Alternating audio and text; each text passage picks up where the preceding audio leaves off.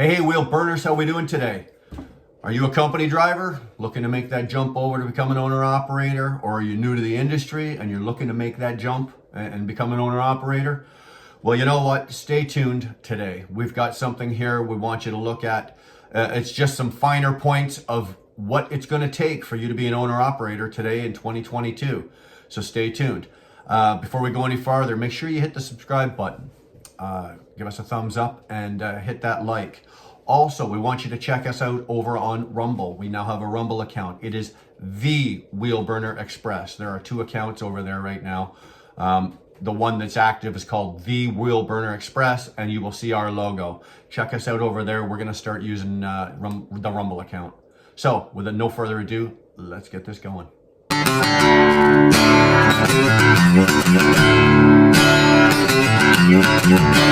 Cause I'm a wheel burner, always burning down the road. Yes, I'm a wheel burner, this life never gets old. So, you've decided, okay, I'm going to become an owner-operator. I'm going to take a swing at this. There are a couple of things that you need to consider right off the bat. And I would say we're going to give them to you in order. Like there's 5 different areas of what you should be looking at when going to make that jump to be an owner-operator. The first thing you need to look at is the market and where you're at. You need to look at the price of trucks. I'm telling you right now, a truck that I bought or you bought, say back in October of last year, let's just for example say you bought a 2020 in October of last year, you would have paid somewhere around $140,000 for it. That truck right now in March, in the first week of March, is now about $165,000 to $170,000. So you need to look at that, the price of trucks. You need to look at the price of fuel. That is the second biggest, or that's actually your biggest expense. Your truck payment is your second biggest expense. You need to look at the price of fuel and where you're running and what you're doing. If you're going to be in Canada only, fuel is going to hurt you. It is very, very expensive. The next thing you need to look at is parts, your parts for your truck. Breakdowns and problems, it's inevitable. You're going to have them. It's the price you pay for doing business, and there's nothing you can do about it. But with today's market right now in 2022, there's part shortages, and when you can get parts, they've jacked the price on them. Prices are not cheap on parts. So are parts readily available? And you have to look at rates. Now, if you're a percentage driver, obviously you have to look at rates a lot harder than say somebody like myself that runs by the mile. But you do need to look at the mileage rates. Companies right now they're up and down. I'm not going to say that they're going up. They're not. They've usually got a base mileage rate for what you're gonna earn, and then there's bonuses, incentives, and whatnot. But I think today the most important part is, for example, if you're making $1.40 or $1.50, which is really horrible. I'm just using that as an example. But if you're making $1.40 a mile, what is your fuel rebate? Like, what are you getting on the savings of your fuel? Because that is going to make the difference between, $1.40 and somebody that's making $1.65, $1.70. If I'm making $1.40 a mile, but I'm only paying I'm paying a really good price for fuel, or I'm getting a really good fuel rebate back. And when you do the calculation, it bumps you up to about $1.60. Well, then that's not too bad. But if you're making $1.40 and you're not getting that, you're going to be starving, especially with the price, like I said, of everything going up so fast. It's really not good. So you must check your rates. If you're a percentage driver, obviously most of the time percentage guys, you guys are paying your own plates, your own stickers, your own insurance, and you are getting a rate on that. So if you're a percentage driver, what I suggest to you is when your company sends you a load and it breaks it down, it tells you how much you're getting, how much that load pays. Tell them you want to see the load sheet from the broker. You want to see their copy of it, not the one they send you, but you want to see the copy coming from the broker, and there better be no smudges or anything like that. So you know exactly what you're getting paid. that's just a free tip on that one. So yeah, trucks, fuel, parts, rates. If you're ready and you're prepared to deal with that, let's carry on. Let's go to the next step.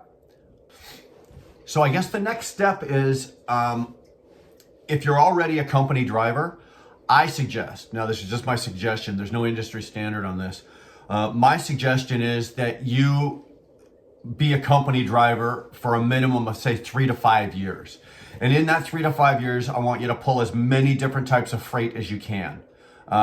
Different trailers. If you can get on, like, say, a company that has like flatbeds, vans, reefers, heaters, I want you to pull them all. So you have a bigger variety of what you've pulled, a larger variety of what you've pulled. So 3 to 5 years, I would suggest, and in that 3 to 5 years, you're going to learn routes. You're going to go everywhere. Okay. You're going to do hills. You're going to do mountains. You're going to do back roads. You're going to do winter driving. You're going to be down south in the summer. You're going to have summer up here, obviously, as well. I want you to drive as many places as you possibly can. Okay. And you can't do that in 6 months.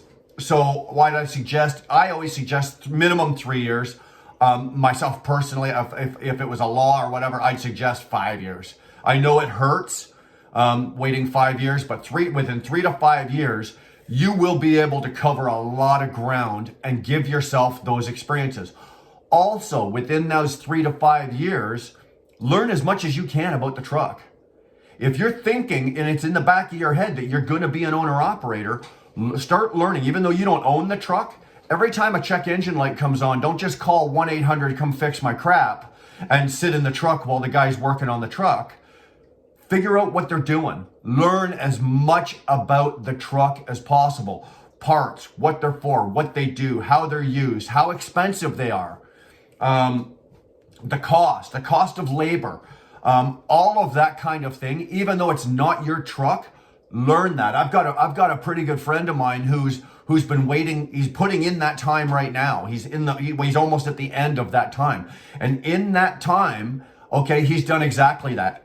He knows, even though it's not his truck, he knows how much fuel's costing, how many miles per gallon that truck is running. What it costs to fix, what it costs to run, cents per mile to run. He has it all figured out. So when he makes that jump to become an owner operator and buy his own truck, he's already got all of that information in front of him. Now, it may be a different truck that he buys, but at least he knows how to do it. He's not starting from scratch. So when you're got the 3 to 5 years in, you've already got yourself a solid background on what you're doing.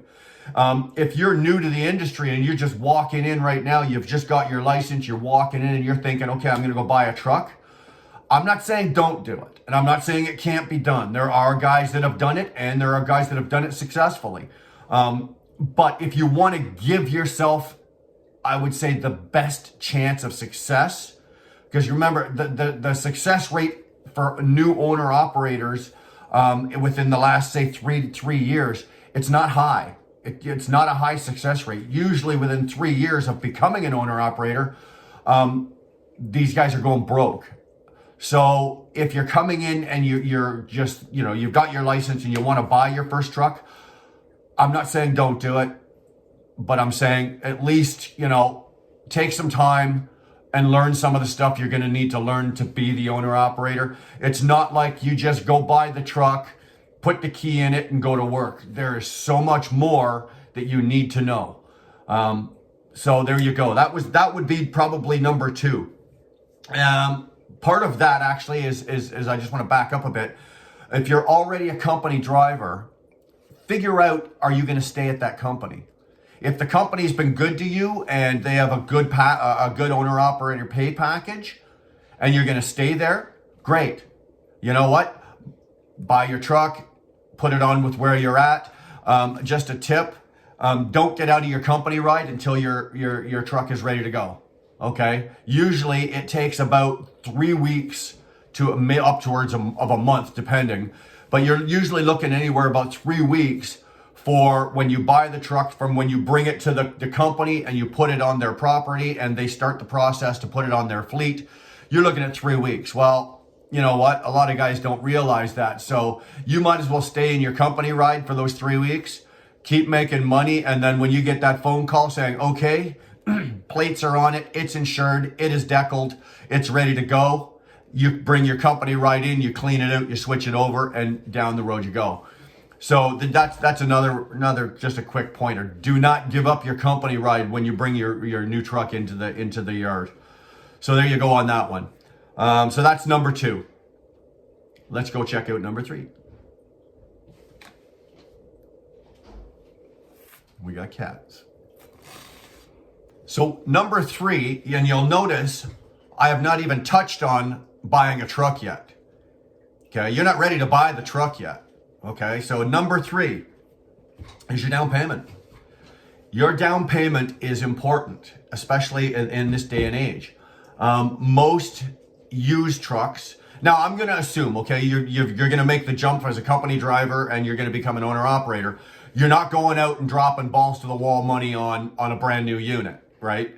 Brand new units right now, I think with the exception of international, most brand new units right now they've crested the $200,000 mark. So if you're a new guy and you want to have a brand new truck, you know, you're looking at a very hefty down payment, because you really, you know, on $200 plus $1,000, you're going to need a big down payment, or you're going to be making a really large monthly payment on this.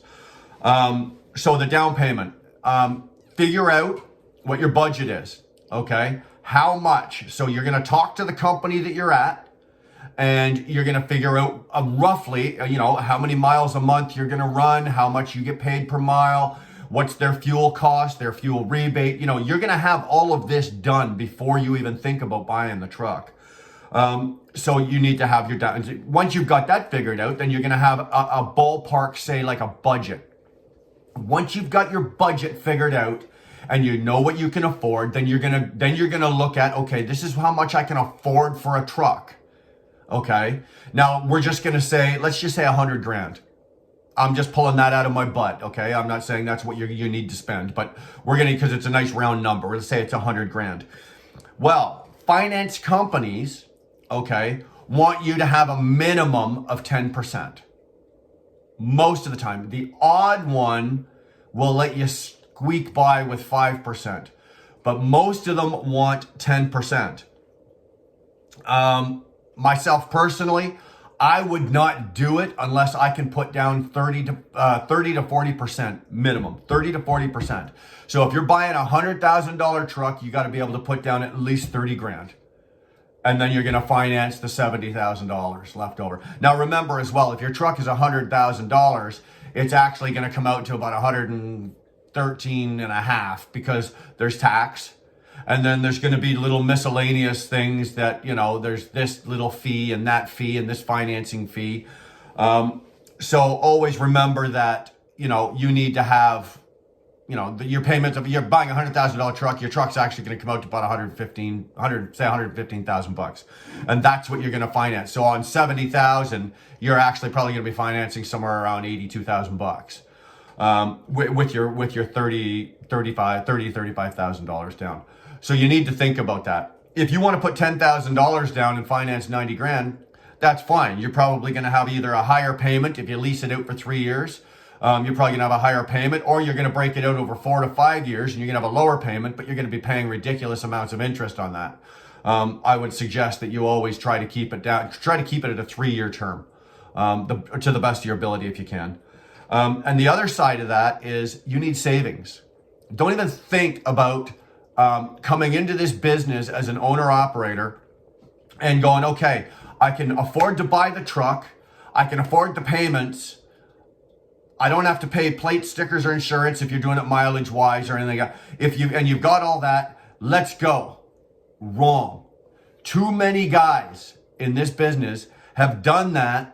And then they've got their, you know, they're all excited. They turn the key, they got their load, and they'll work for a couple of months and everything's going well. And then bang, that check engine light comes on, and what happens? You're faced with a big ticket item. Now, if you don't know, big ticket items are obviously injectors, trans, diffs, EGR, anything to do with your DPF system is a big ticket item. Now, if you've been working for a couple of months and okay, so you've made a couple of truck payments, you've got this, you might have a little scratch in the bank, but you drop a motor, a set of injectors right now, a 6-pack of injectors right now on the DD15, the D13 Volvo, the X15, you're anywhere from $7,000 to $9,000. So what I'm getting at here is savings. Before you become an owner operator, before you do anything else, okay, I can finance the truck. I've got this, I've got the down payment. Okay, so if you've got 30% of 100,000, so you've got 30 grand for the down payment. What do you have in the bank? Your rainy day fund, your slush fund, your backup, your cushion. Anything happens to you or that truck, you step off the truck, snap your ankle, and you can't work for 5 weeks. Your truck is parked for 5 weeks. What have you got in the bank to carry you? My suggestion is 20 grand. Now, I know a lot of you are going, oh, Jesus, it would take forever. This is a serious thing. This is a serious business. You should have 20 grand. Now, you can probably do it with, say, 10 grand. Do you want to take that chance with 10 grand in the bank and you got a $15,000? I've pulled my truck into the shop with a check engine light, had them hook up and do this and that, and I've had them come out and go, okay, Bri, we're looking at, your truck's going to be down for 4 days, and it's, you're looking $16,400.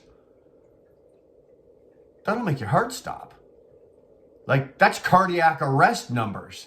And if you don't have it, the dealership doesn't care or the shop doesn't care. Your truck will sit there until you've got it, or until you can borrow it, or you can, next thing you know, you're pulling money out of RSPs, or you're cashing in, T-bills, or, if you don't have the money in the bank to do this, don't do it, or wait. Being an owner operator, it's not going anywhere. If you got to wait a year, wait a year. It's not going nowhere. But at least set yourself up. Make sure you got 15 to 20,000 bucks in the bank. Make sure you've got 30 to 35, 40% down for your down payment. Make sure you've got all of this in place before you decide to do this. And if you don't, wait.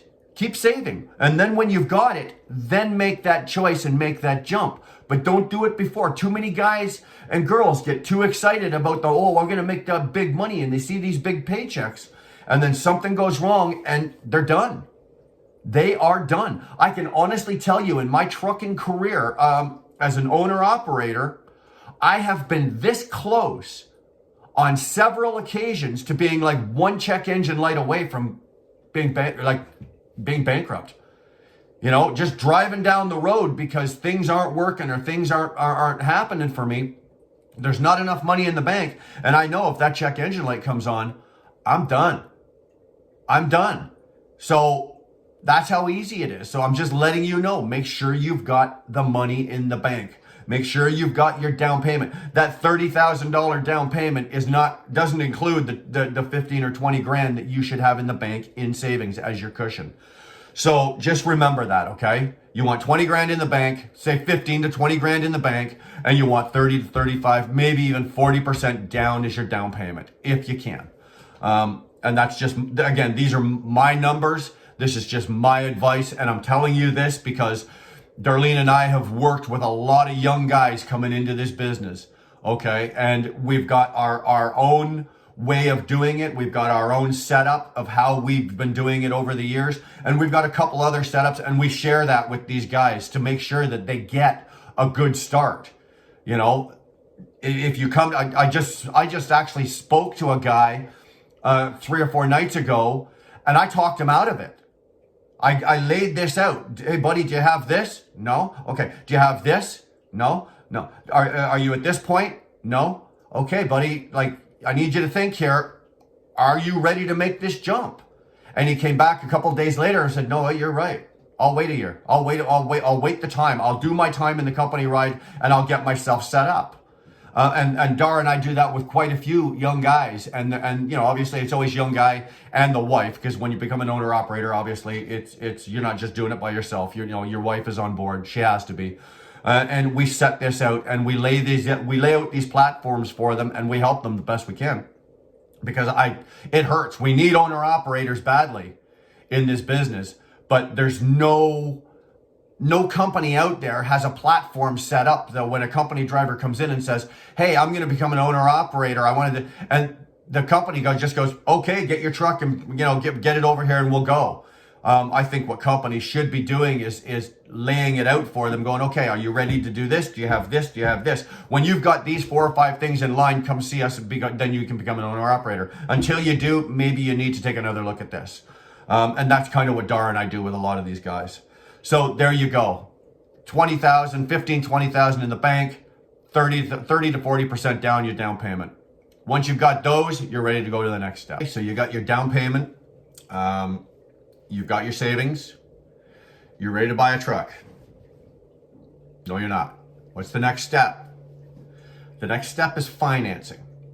Get your financing in order. My advice to you is, if you're buying the truck from a dealership, it doesn't matter the dealership, do not use their in-house financing. Go outside and get your own. There are probably 10 really good, reputable finance companies that do truck financing that will set you up with your lease and will do a good job for you. Most of the time when you get in-house financing, they are not looking to get you the best interest rate. They are looking to get you a rate and then tack their percentage on top. Just remember, let's just say, for example, if you get an 8% interest rate, they go, "Oh, I got you financed at 8%. That's great. But then when you do the math, you're going to realize, wait a minute here. The payment I'm making is not on an 8%. It's on a 12 or 13%. Remember, the dealerships or even the brokers themselves, they get paid on percentage. So you're 8%, then they'll tack on, say, 2, 3, 4. I've seen upwards of 6 to 7 more percent on that rate that they get you. But the dealerships are generally not interested in getting you the best rate. They just want to get you a rate, make the percentage, and get you and that truck out the door. So my suggestion to you is always try to find financing, and don't just go to one. Don't go to the first one that says, "Okay, I got you financed at 7%. Shop it. Shop them around. Get 2, 3, 4, right? Find the best one. And then call the other one back and go, "I just got off the phone with ABC. This is the term. This is the rate. What can you do any better?" They will fight. They will fight amongst themselves to get you, especially this day and age right now. They will fight amongst themselves to get you the best interest rate. And then always ask them, okay? Always ask them. They'll come to you and say, "Okay, buddy, I got you 6.5%, which is a really good rate today. I got you 6.5%. Let's sign this deal." And you go, "Whoa, hold on a minute. 6.5% is great. What is your commission? Like, what is your percentage?" You don't want your broker making more than 2%. Okay? If the broker is making more than 2%, get them going. Get them fighting amongst themselves. They will come down to 2%. If you don't say anything, or if you don't know, okay, they'll tack on another 3.5. They'll tack on another 4. Depending on how, nonchalant or what. If you don't care, just get me my financing, get me my truck, I want to go to work. If they sense that about you, they will take advantage of you. So get the lowest rate, get them fighting, and then find out what is their percentage on top of that. You don't want more than 2%. So if you got a 6% interest rate on the truck and they tack on another 2, you're at 8. Well, 8 is the standard. But if you're at 8 and they tack on another 2, now you're at 10.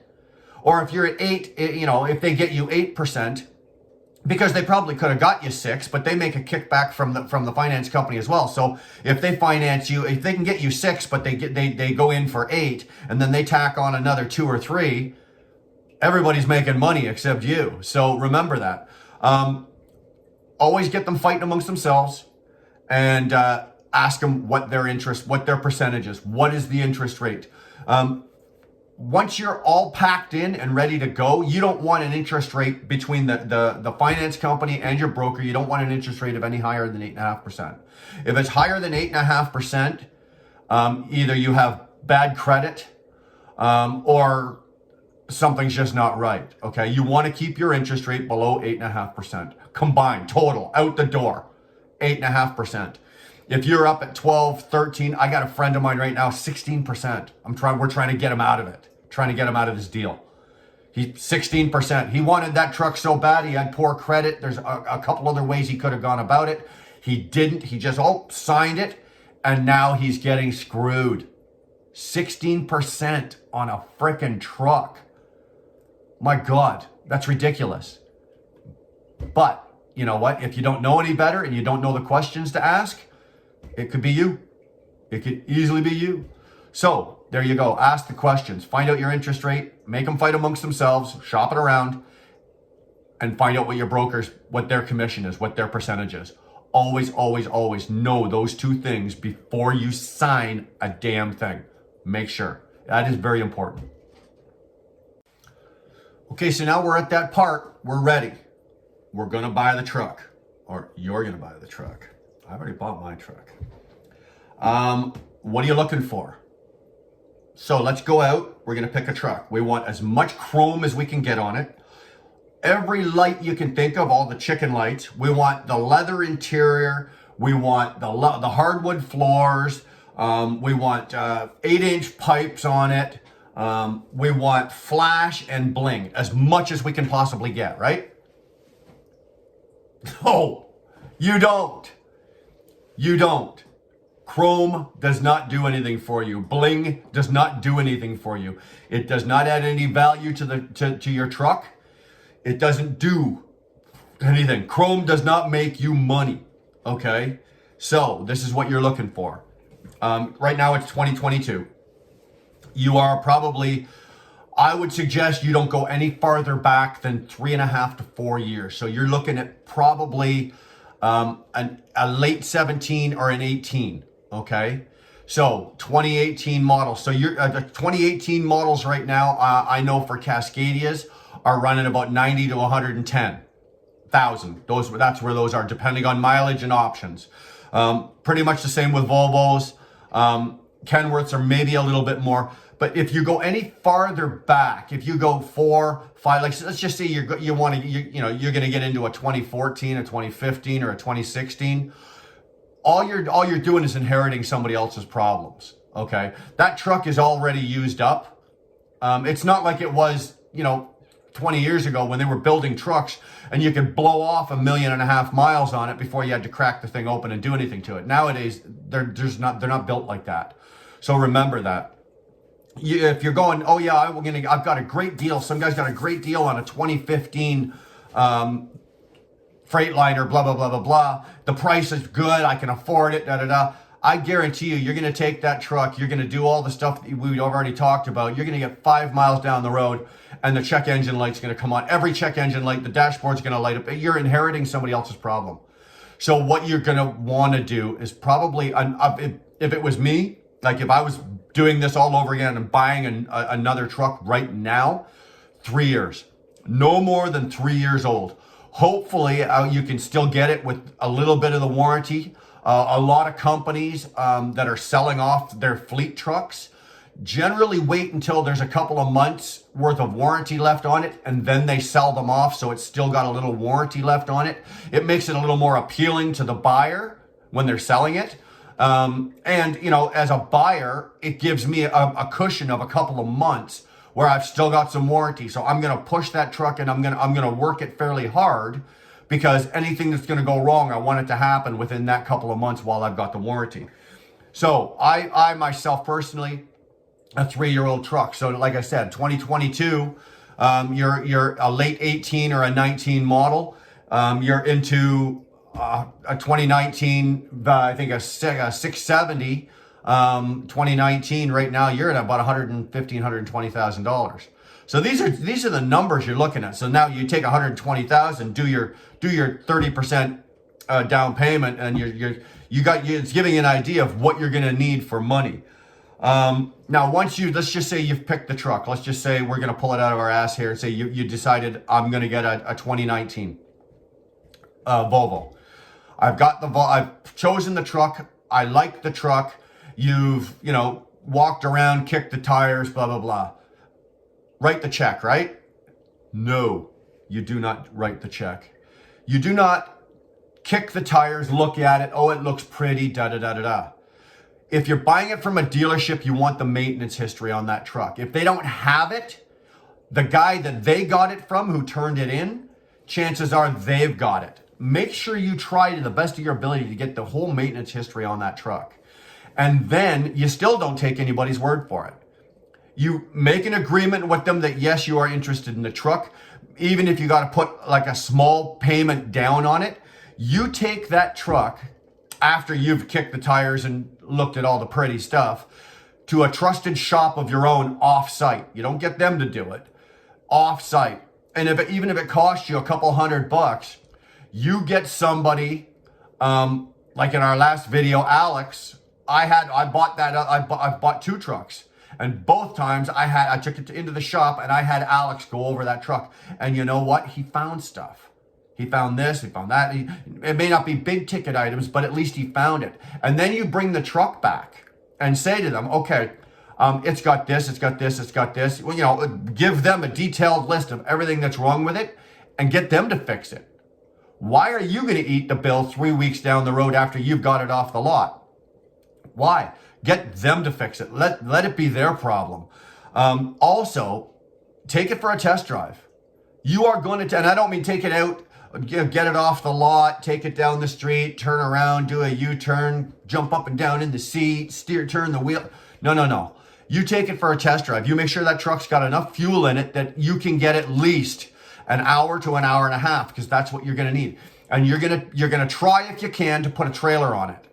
A lot of the times that's not possible because obviously you don't have a trailer. And if they've got one there, they're not going to want to give it to you. But if you can, try to get a load on it. See how that truck's going to perform with a load. And you're going to take that truck and you're going to go down the side roads. You're going to take some regular streets. You're going to run it through a populated, like a city area. You're going to put that thing on the highway. You're going to, when you're on the highway, you're going to test everything, cruise control, windows, every button in that truck that it's supposed to work. This is where you're going to try all of that stuff out. Okay. You're going to take the time, and it's not going to take you 5 minutes. Lots of guys go out for a check ride in 15 minutes, they're back. No, you keep that truck for as long as you absolutely need to, and you test everything. You get it on the highway, set the cruise, put it in the center lane, right? Put it in the center lane. If you're on the QEW or the 401, get it in the center lane. Just hold the wheel with one finger, right? As you're going straight. Not enough that you're steering, but enough that, you're still got your hand on the steering wheel, and let go. See what the truck's going to do. Does it pull to the left? Does it pull to the right? Is it this? Does there a vibration? Is there a shim or a shake? You're going to find all of this stuff out, and this is where you're going to find it out, and just make notations of it. Bring the truck back. Again, everything that you can find wrong with the truck, get them to fix it. It is their problem until you drive it off the lot and you own it. Then it's your problem. Let them pay for it. And then if they go, well, we don't really think we want to fix this, or we're not going to do, find out how much it costs to fix. Okay, it needs kingpins. Okay, you're $900. All right, we're going to knock $1,000 off the price of this truck. Right? As soon as you start talking like that, in numbers like that, they will probably fix it because it's cheaper for them to fix it than to lose $1,000 if they do it in-house. Don't ever let them get away with anything like that. So test drive your truck. An hour and a half minimum. Take it everywhere. Side streets, highways, intersections. Check the brakes. See how it feels when you're driving. Is the ass end shaking? Is there anything moving? Again, like I said, this is the time you're going to pick that all off. You bring it back to the dealership. Let it be their problem. Do not ever take a truck that you already know. Oh, well, I wasn't sure about this. Oh, I'll take it anyway. It'll probably be okay. No, do not do that. If there's anything that's not sitting right with you and your gut tells you there's something not right here, let it be their problem. If you're testing a Volvo and you're at a Volvo dealer, let them deal with it. Now, if you're buying it as a private sale from somebody else, again, bring it up, bring them the list of everything that's wrong. These are the guys here that are more likely to negotiate a price with you. Oh, well, we'll just knock it. If it's an 89, let's say it's a $90,000 truck. Okay, let's do this for 85,000, or let's do this for 82,000. Or they will probably want to work with you because they just want the truck gone. They don't want to deal with having to take it to their shop or their buddy or whatever like that. So with that case there, that's kind of, most of the time, that's how that's going to work. But if you're dealing with a dealership, always, always, always, always make it the dealership's problem. Do not let it be your problem. So there you go. What was the last thing? Oh, sorry. Part of that was warranty. Okay. If you're buying a truck that's got warranty still on it, explore the extended warranty packages and options. Some trucks, for example, come with extended warranty. The previous owners already bought it, which is great because most of them are transferable. But if you've got a truck that's still got warranty on it, say you've got a couple of months worth of warranty on it, it's not cheap, but explore the option of putting extended warranty. It'll give you another 3 years, and your extended warranty will cover your engine, your DPF, your trans, your diffs, all the big ticket items, you know. I think most extended warranties can go anywhere between $9,000 and $11,000. Like I said, it's not cheap, but just think about this. You get 2 breakdowns of say $8,000 1 year. We have one year, one the next year. You're at $16,000. That warranty's paid for itself. I got a buddy, Jeremy, that I swear to God, the smarty, he bought the truck and he's got the warranty on it and all the crap on it. That extended warranty has paid for itself, I think, 3 times over what he paid for it. And the truck's still running. It's all warranted. Thank God he had it. So it pays for itself. 1 or 2 big ticket items, that $9,000, you've paid for it. It's covered. So explore that. If you've got some warranty, explore the extended warranty.